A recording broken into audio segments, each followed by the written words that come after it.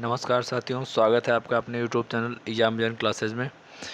साथियों, आपको पता है कि साइंस की सीरीज कराई जा रही है और इस सीरीज का आज जो लेक्चर होने वाला है ये ऊतक का लेक्चर रहेगा, मतलब टिश्यू का।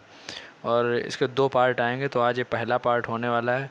आपको बताते चलें, जो भी अभ्यर्थी आरआरबी टेक्नीशियन ग्रेड 1 या फिर ग्रेड 3 के प्रिपरेशन कर रहे हैं उनके लिए तो बेहद महत्वपूर्ण क्लास है। इसके अलावा जहाँ भी साइंस पूछी जाती है उन सभी जगहों के लिए जो भी प्लेलिस्ट ये है पर्याप्त है, मतलब इससे बाहर क्वेश्चन नहीं बनने वाले हैं। तो आप लोग प्लेलिस्ट ज्वाइन कर लीजिए, जो भी लेक्चर हो रहे हैं उनको आप देखते जाइए। तो चलिए दोस्तों, आज शुरू करते हैं हम टिश्यू को।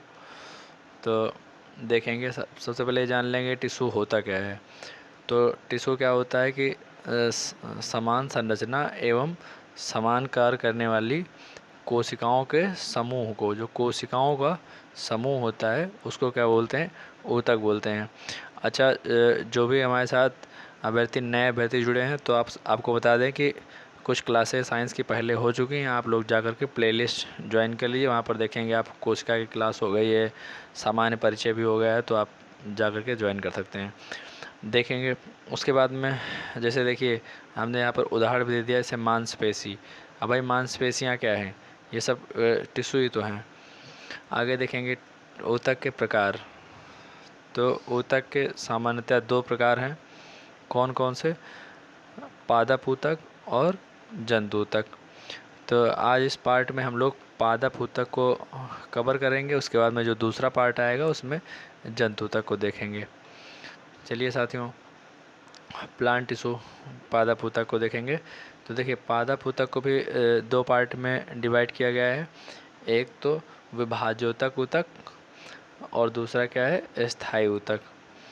तो अब पहले विभाज्योतक ऊतक को देख लेते हैं, उसके बाद में आगे स्थायी ऊतक को भी देख लेंगे इसी क्लास में।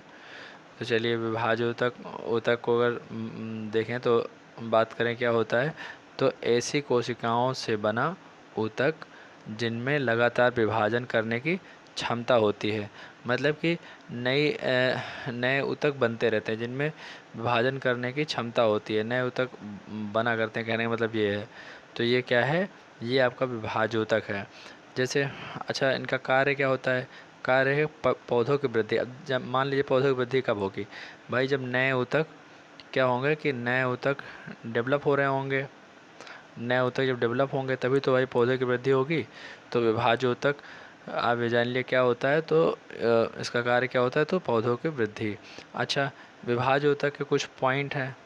मान लिए यहाँ पर जैसे मैंने दिखाया है 3 पॉइंट हैं मेनली, तो इनको भी देख लेते हैं। देखिए, एक तो पहला पॉइंट है जो आपका है, 1 मिनट पेन चेंज कर लें साथियों।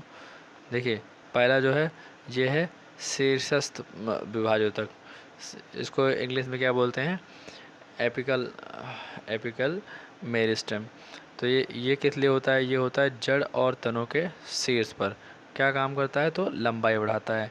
आप देखेंगे कि मान लीजिए कोई प्लांट है तो उसकी जो जड़ें हैं, जड़ों का भी डेवलपमेंट लगातार हुआ करता है, और शीर्ष आप देखेंगे तो जो आपका शीर्ष है इसका भी लगातार डेवलप हुआ करता है।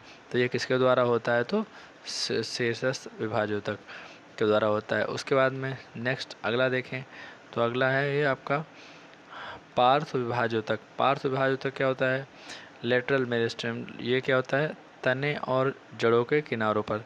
तो तने और जड़ों के किनारों पर, मतलब कि मान लीजिए तना है, पहले भाई थोड़ा पतला तना था, धीरे धीरे क्या होगा, जैसे जैसे डेवलपमेंट होगा ये तना मोटा होता जाएगा। तो इसी की बात कर रहा है।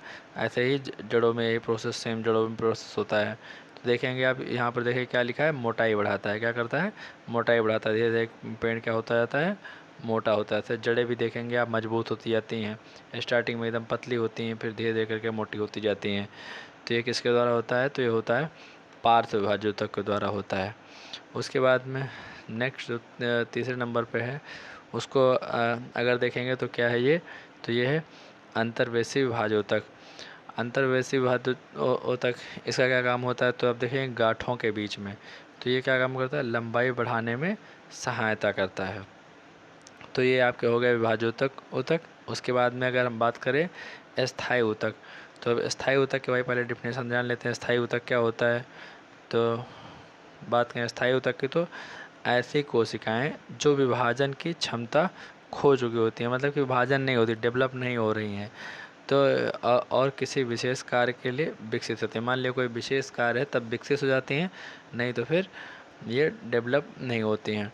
तो इनको भी हम दो पार्ट में देखेंगे। पहला पार्ट जो है आपका सरल स्थायी ऊतक, और दूसरा क्या है? जटिल स्थायी ऊतक। और यहाँ पर कुछ पॉइंट है सरल स्थायी ऊतक में, जटिल स्थायी ऊतक में, तो थोड़ा सा पॉइंट को हम कंसीडर करते चलते हैं। यहाँ पर देखेंगे आप, जैसे सरल स्थायी ऊतक में कौन कौन है? जैसे पैरेन्काइमा है, कोलेनकाइमा है और स्क्लेरेन्काइमा है।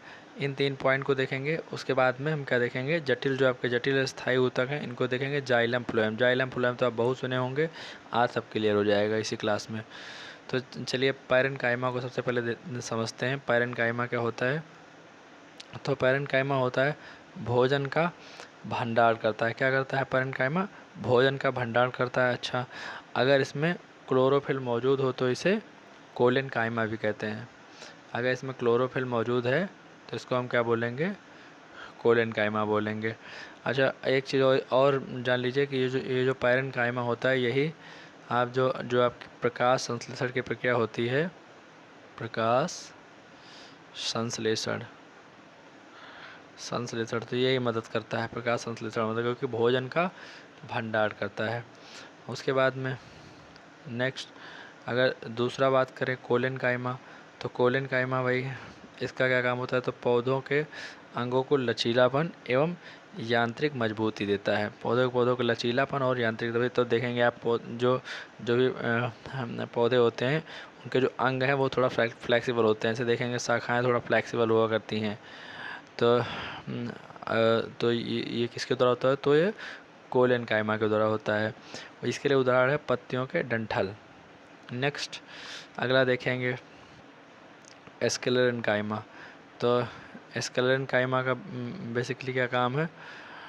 तो यहाँ पर देख लेंगे। तो स्क्लेरेन्काइमा पौधों को मजबूती प्रदान करता है। और दूसरा पॉइंट है, इसकी कोशिकाएं सामान्यतः मृत होती हैं। तो ये आपके हो गए 3 पॉइंट।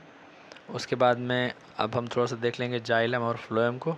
तो जाइलम फ्लोएम देखिए, याद करने की ट्रिक भी हमने बता दी है, तो आप लोग जैसे बताया जा रहा है उसी तरीके से आप लोग याद भी कर सकते हैं।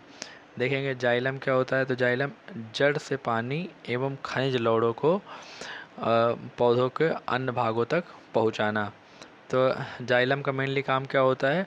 कि जड़ होता है, जड़ से क्या करते हैं? पानी, मेनली पानी। आप ध्यान रखेंगे जाइलम जल से याद रखेंगे। देखो हमने यहाँ पर लिख दिया है जाइलम मतलब वाटर, जल, जाइलम जल। तो ये क्या करता है? जड़ से भाई पानी को खींचता है और कहाँ तक? पौधे जितने भाग हैं सभी जगह ये पानी को डिलीवर करता है, पहुँचाता है। तो ये किसका काम होता है? जाइलम का काम होता है। जाइलम जल से याद रखेंगे। उसके बाद में से फ्लोएम को हम फूड से याद कर लेंगे। फ्लोएम मतलब फूड मतलब खाना। तो ये क्या करता है? पत्तियों से बने भोजन को पौधे के अन्य भागों तक पहुंचाता है। पत्तियों में से भोजन कैसे बनता है? तो ये क्लोरोफिल, जो आपको फोटोसिंथेसिस होता है, फोटोसिंथेसिस प्रोसेस से खाना यहाँ पर फूड बनाया जाता है। तो ये फ्लोएम से हम याद रखेंगे फूड मतलब खाना। तो ये क्या करता है? पत्तियों से बने भोजन को पौधे के अन्य भाग तक पहुँचाता है। तो ये काम फ्लोएम का होता है। तो साथियों, इस क्लास में इतना ही। आपके मान लीजिए यहाँ पर जो भी पादप ऊतक हैं ये कंप्लीट हो गए हैं। जो आपके जंतु ऊतक हैं वो दूसरे पार्ट में देखेंगे। तो साथियों, आपको वीडियो कैसी लगी आप लोग लाइक कर दीजिएगा और अपने दोस्तों के साथ शेयर कर दीजिए। कमेंट करके भी बताइए कि क्या इम्प्रूवमेंट चाहिए, क्योंकि देखिए आप लोग जब कमेंट करेंगे थोड़ा मोटिवेशन आएगा, तो क्लास और बनाने का मन करेगा। और चैनल को सब्सक्राइब कर लीजिए साथियों। तो चलिए दोस्तों, क्लास को यहीं पर एंड करते हैं। धन्यवाद। जय हिंद।